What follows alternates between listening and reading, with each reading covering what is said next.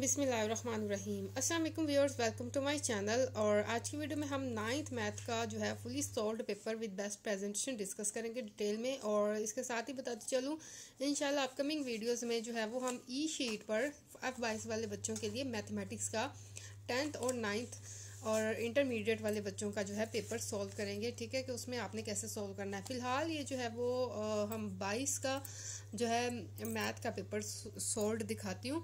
और इसमें जो ई शीट में जब मैं करूँगी तो वो मैं सॉल्व करते हुए शो करूँगी। ठीक है, ऑलरेडी सॉल्व नहीं बताऊँगी।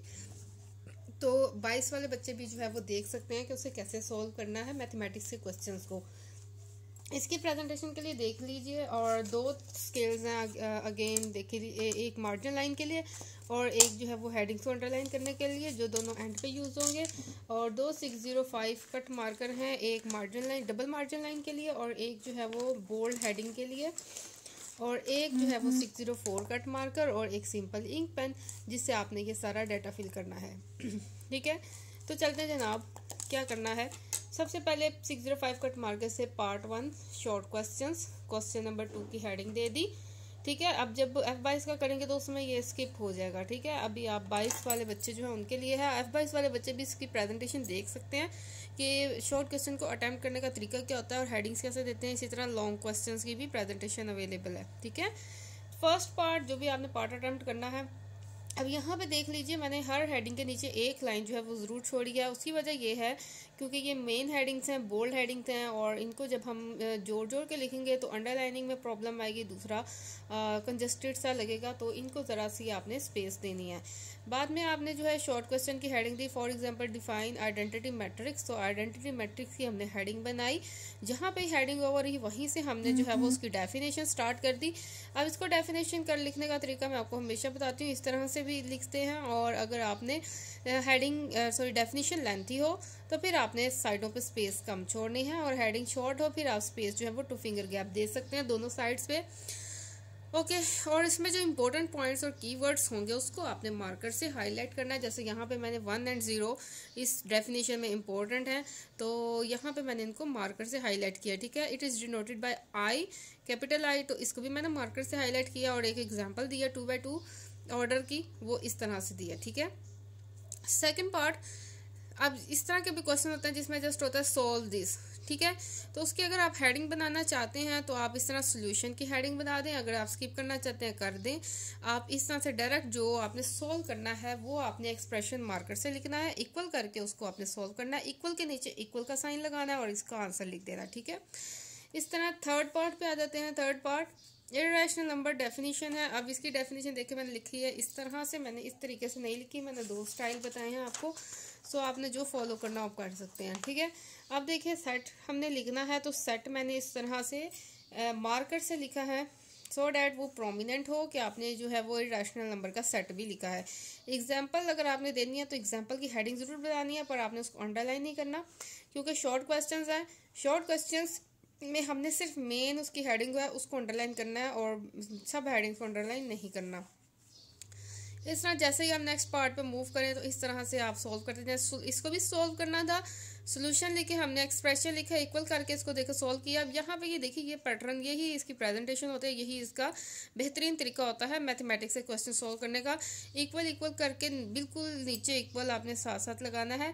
और जैसे ही आपका राइट हैंड साइड पे आंसर आ जाए, आपने लेफ्ट हैंड साइड पे वो क्वेश्चन लिख देना है कि जनाब इसका आंसर ये आ गया। ओके, इस तरह ये क्वेश्चन भी है कि find the value of A and B. आपको कुछ एक्सप्रेशन दिए होते हैं और आपको कहा होता है ए एंड बी की इस तरह अननाउंस जो होते हैं उनकी वैल्यूज फाइंड करनी है। तो आप उसकी हेडिंग बना सकते हैं कि value of A and B. ठीक है, तो इस तरीके से ये इजीली पता लग जाता है ये क्वेश्चन जो है इसमें हमने ए एंड बी की वैल्यू फाइंड आउट करनी है। अदरवाइज आप सोल्यूशन की भी आप हेडिंग दे सकते हैं। तो ये भी हेडिंग बनाने का मैं आपको साथ साथ तरीका बता रही हूँ कि हेडिंग किस तरह बनेगी। ये गिवन एक्सप्रेशन दिए हुए हैं, इक्वेशंस दी हुई हैं, नंबरिंग के साथ हमने लिख लिया। उसके बाद जो है इनको आपस में सॉल्व किया, तो सॉल्विंग दीज टू या एडिंग दीज टू। तो यहाँ पे जैसे ही आपके ए बी कोई भी अननोन की वैल्यू आएगी वहाँ पे आपने मार्कर से लिख देना ए बी। तो यहाँ पे एग्जामिनर देख लेगा कि आपने डायरेक्ट, यहाँ पे उसकी नज़र पड़ेगी कि ए की वैल्यू भी आपने निकाली है, बी भी, और आपको इंशाल्लाह फुल मार्क्स मिलेंगे। नेक्स्ट देखिए फैक्टराइजेशन करनी थी, एक्सप्रेशन दिया हुआ था तो हमने फैक्टराइजेशन की हेडिंग बना दी, ठीक है। अदरवाइज आप सोल्यूशन की हेडिंग बना दें और इस तरह से एक्सप्रेशन लिख के उसको आपने जो भी परफॉर्म करने हैं स्टेप्स उसको वर्डिंग में भी बताएं। और इस तरीके से ये देखिए मैंने मार्कर से लिखा है, जो हमने सॉल्व करना था, फैक्टराइज करना था, इक्वल करके उसके फैक्टर्स बनाए और आंसर लिख दिया। नेक्स्ट स्टेप शॉर्ट क्वेश्चन आएगा, क्वेश्चन नंबर 3 की हेडिंग एलसीएम की डेफिनेशन लिखनी है। हमने एलसीएम की हेडिंग बनाई और उसके बाद बता दिया कि it is stand for this, और फिर उसकी डेफिनेशन लिखी। पी ऑफ एक्स जो है इसको हमने मार्कर से लिखा, ठीक है। इसके बाद next definition solve for x, यानी कि एक्स की वैल्यू फाइंड करनी है तो हमने यहाँ पे हेडिंग बना दी सॉल्व फॉर एक्स और एक्सप्रेशन मार्कर से लिखा। उसके बाद इसको सॉल्व करते गए और जब फाइनल आंसर आया सेट में हमने लिख के सोल्यूशन सेट उसको मार्कर से हेडिंग बना दी। इसके बाद थर्ड पार्ट है सोल्यूशन। जनाब ये एक्सप्रेशन है। अब ये देखिए यहाँ पे बताने वाली बात है, अब ये एक्सप्रेशन है, इसको हमने सोल्व करके एक्स की वैल्यू निकालनी है। तो हम इसको किस तरीके से सोल्व कर रहे हैं, लेफ्ट हैंड साइड पे भी सोल्यूशन चल रहा है, राइट हैंड साइड पे भी सोल्यूशन चल रहा है, सोल्व करते जा रहे हैं। तो जब इक्वल का साइन के साथ नेक्स्ट स्टेप आ रहे हों तो हम इम्प्लाइज का साइन लगाते हैं। This step implies this, implies this, implies this, ठीक है। या एंड पे आप लगा सकते हैं इट इम्प्लाइज दिस, ठीक है। अच्छा जी, इस तरह ये ग्राफ वाला जो है इसमें जब बताना होता है कि कौन सा पॉइंट्स दिए हुए हैं, कौन से क्वाड्रेंट में है, तो हमने पॉइंट को इस तरह से लोकेट कर दिया और यहाँ पे बता दिया ये सेकंड में है, ये थर्ड में है। और ये देखिए तो माइनर से डिफरेंस के साथ हमने ये इस तरह से ग्राफिंग की है, ठीक है। आपको वहाँ पे भी ग्राफ्स अवेलेबल होंगे, आपकी अपनी चॉइस है, आप वहाँ उनसे ग्राफ लेके बता दें या इस तरह से बना दें। तो ये बेहतर तरीका, अगर वहाँ पे अगर आपसे घूम जाएं या पेपर में इधर उधर हो जाए तो इससे अच्छा तरीका यही है। बनाना आसान है, इतना मुश्किल काम नहीं है, वो फ़ौरन बन जाता है। ग्राफिंग करनी है आपने एक्स इज इक्वल टू -6 की, तो सिंपल सी बात है जनाब, x is equal to -6 minus negative x axis पे हमने इसको लोकेट कर लिया, ठीक है। तो इसको मैंने मार्कर से हाईलाइट किया इस स्ट्रेट लाइन को, ठीक है। डिस्टेंस बिटवीन पॉइंट्स फाइंड करना है, ए बी के पॉइंट्स लिखे, डिस्टेंस फार्मूला बताया, वैल्यूज इनपुट की और फाइनल आंसर मार्कर से लिख दिया। फाइंडिंग अननाउन, तो ये क्वेश्चन था, आपको ट्रायंगल दी हुई है, इसमें आपने अननाउन्स जो है फाइंड करने हैं। डायग्राम बनाना चाहते हैं तो बना लें, अदरवाइज स्किप कर लें, आप डायरेक्ट जो है उसका अननाउन फाइंड करें डायग्राम की हेल्प से। ओके जनाब, के बाद आ जाता है question number 4, congruent triangles. Congruent triangles की डेफिनेशन थी, लिख दी हमने डेफिनेशन, उसकी हमने एग्जांपल भी दे दी। एग्जांपल में इस तरह से दो ट्रायंगल्स बना के उनको कॉन्ग्रुएंट प्रूफ किया, शो किया, ठीक है। Third side of triangle find out करनी है, या फाइंड एक्स लिख की हेडिंग बना सकते हैं, अन सोल्व फॉर एक्स की हेडिंग बना सकते हैं। तो इस तरह से एक्स की वैल्यू फाइंड आउट की और फाइनल आंसर हमने मार्कर से लिख दिया। अच्छा यहाँ पे देखिए, जब आप कोई ऑपरेशन परफॉर्म करते हैं, कोई चीज़ कोई फार्मूला यूज़ करते हैं, तो आप सिंस करके 3 डॉट्स लिख के साइड पे बता सकते हैं कि जहाँ ये हमने लिया है taking square root. Area of triangle find करना है, सॉरी रेक्टेंगल का एरिया फाइंड करना है। तो ये देखिए इस तरह एरिया का फॉर्मूला लिखा और फाइंड कर लिया। पाइथागोरस थ्योरम की डेफिनेशन बतानी है तो डेफिनेशन लिख ली, उसका फॉर्मूला बता दिया, सामने एक रफ सी डायग्राम बना ली। ट्रायंगुलर रीजन की डेफिनेशन, ट्रायंगुलर रीजन की डेफिनेशन लिखी और यहाँ पे मैंने 2 डेफिनेशन ऐड की हैं, ठीक है। कि अगर ये भी डेफिनेशन की बनती है और दूसरी ये डेफिनेशन बनती है। सरकम सेंटर, क्योंकि इस क्वेश्चन में डेफिनेशन ही आती हैं तो डेफिनेशन चल रही हैं। सरकम सेंटर की डेफिनेशन और उसकी हमने एक डायग्राम बना के ट्रायंगल बना के उसको एक्सप्लेन किया। रिमेनिंग लाइंस को हमने स्किप कर दिया।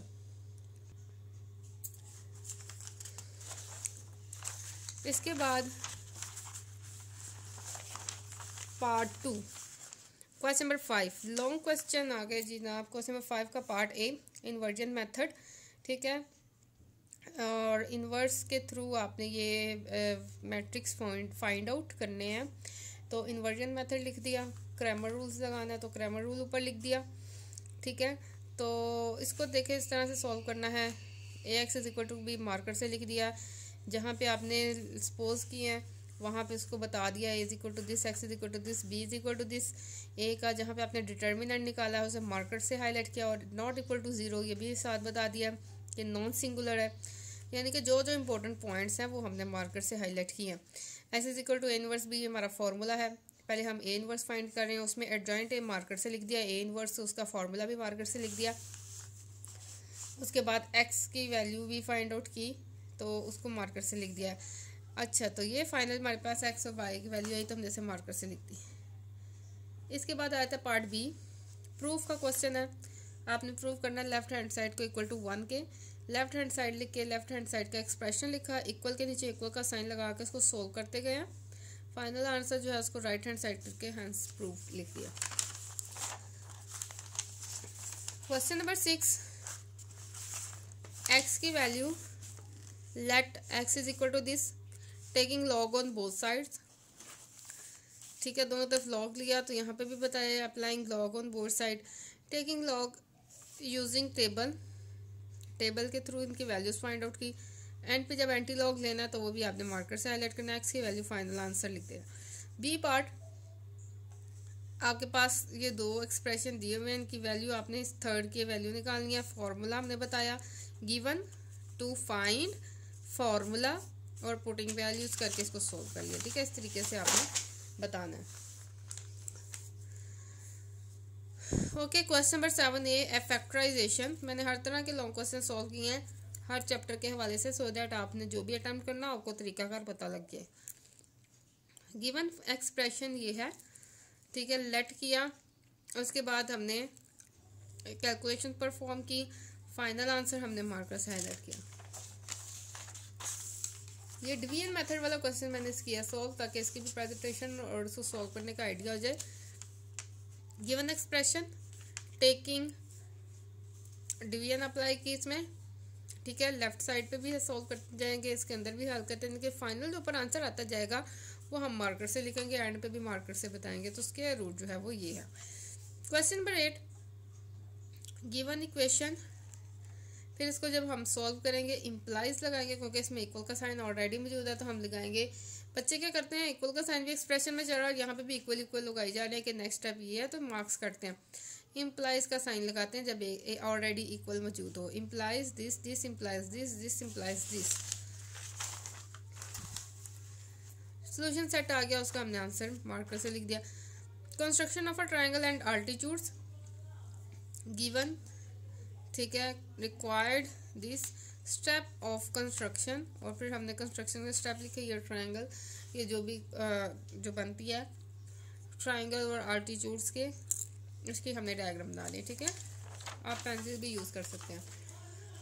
क्वेश्चन नंबर 9 थ्योरम आ जाता है जनाब, इसको मैं सोल्व करते हुए भी आपको दिखाऊंगी किस तरीके से करना है। स्टेटमेंट लिखी, उससे रिलेटिव जो डायग्राम बनती है वो बताई। गिवन में हमने बताया क्या क्या गिवन है। टू प्रूफ क्या करना है वो भी बता दिया। फिर कंस्ट्रक्शन की हेडिंग दी, उसमें कंस्ट्रक्शन जो करनी है वो बतानी है। फिर प्रूफ लिख के स्टेटमेंट लिखनी है और साइड पे बिल्कुल अल्टरनेट उसके रीजंस लिखने हैं। तो ये जनाब हमारा 9th मैथ का फुली सोल्ड पेपर है। सारी टेक्निक्स और ट्रिप्स जो है मैंने आपको बता दिए। इंशाल्लाह नेक्स्ट वीडियो जो है उसमें मैं 22 वाले बच्चों के लिए ई शीट जो है वो ई शीट्स जो होती हैं उस पर पेपर सॉल्व करके ये देखिए आपको बताऊंगी कि लिखते हुए ठीक है बनाऊंगी, तो आप जो है वो इजीली पिक कर पाएंगे। 22 वाले बच्चे भी देख सकते हैं लिखते हुए सॉल्व करते हुए, उनके लिए भी हेल्पफुल रहेगा। अपना ख्याल रखिएगा। अल्लाह हाफिज़।